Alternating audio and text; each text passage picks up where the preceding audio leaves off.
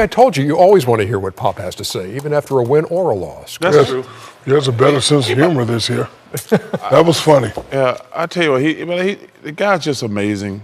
I mean, he's got. First of all, he's obviously in the conversation the greatest NBA coach ever. I agree with that. But the way I love hearing him talk about politics and things like that. Man, turn your phone off, fool. Come on, that's a fool. Hey, that was not me, man. That's Kenny. That's Kenny. I thought it was my phone ain't even on. That's Kenny right there. That wasn't me. It's one of y'all. That's Kenny. That's Kenny over there.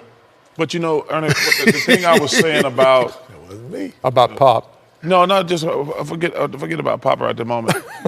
That's what I was saying. That's what you were talking about. No. But I said my next point to make. What I was saying, these are typical NBA. The Spurs are an NBA team now. Like I said, everybody got good players. There's no bad players in the NBA. But what separates the bottom feeders or mediocre 500 team is you plug a Kawhi Leonard in, and they go from winning 40 games to 60 games. That's the difference between being a superstar and just having good players. And if you don't have a superstar, you can't get to the next level because all the other guys got good players. So why are all these guys getting max contract? No, okay, I'll leave that alone. So Golden State's won 5 out of 6. We need to have that conversation one day. Golden State has won 5 out of 6. Come to the game in the spaceship, huh, Chuck? I tell you, no doubt in my mind, if I played today, I'd be coming to the game in the spaceship. Me and Leroy Jetson. That's how much money they'd have to pay you. Yeah, man. They'd have to pay you that much. Some of these guys, they pay them, they need to back up to the window with a blindfold. Kenny, you got anything to add to the game we actually saw? Yeah, there's some guys that need blindfolds. But what I would say is, the expectations. Charles, joked, and we were joking about, make your reservations.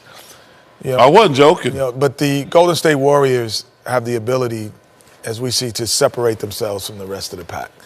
And when they would lost a couple of games, people were like, "Oh, are you work?" No, and honestly, and I know you might not agree, I think Cleveland Cavaliers feel that way as well. They could turn on and get a 9-10 game winning streak at any time, and I think that's part of the problem right now, because the guys who are new that are coming in that environment, they think that too, but not really understanding that there's a reason why they were able to turn it on. And once those guys figure it out and start playing with the best player in the world, who's still LeBron James at this point. But they're not. Okay. Because number one, they got a couple older guys on the team who are past their prime, but that floor is starting to shrink on LeBron James. Kyrie Irving was a better three-point shooter.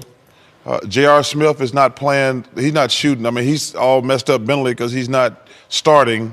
Well, he's back to starting. They've started. But I'm saying that. But he hasn't played well the last couple of years since they won that championship. That's the last time J.R.'s played well.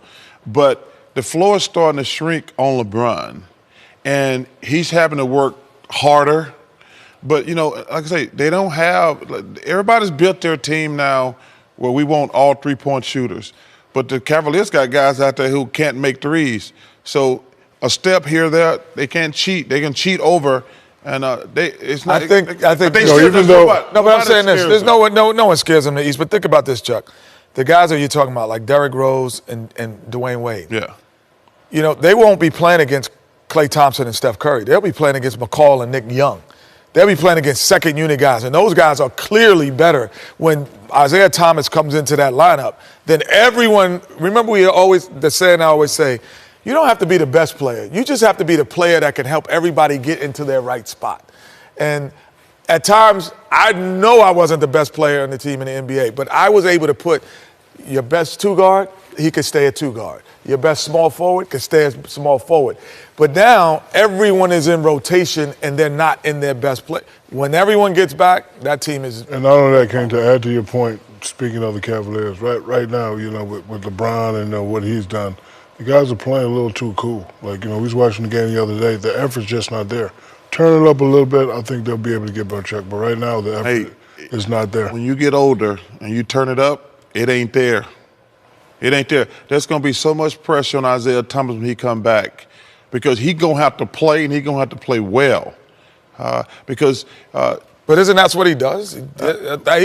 His pressure is like he's got to replace Kyrie, and he's going to he does that anyway. That's what he does. He's going to have to play well because, listen, in the NBA, when you get older, them other players you playing against, the John Walls, the Bradley Bills, guys like that, you're going to need those guys to get – it's going to be a long playoff run. The Cavaliers, I think they still – the East just going to get harder for them because of the age. And like I say, they keep changing that date on Isaiah Thomas. He's going to be huge if they're going to make it out of the East.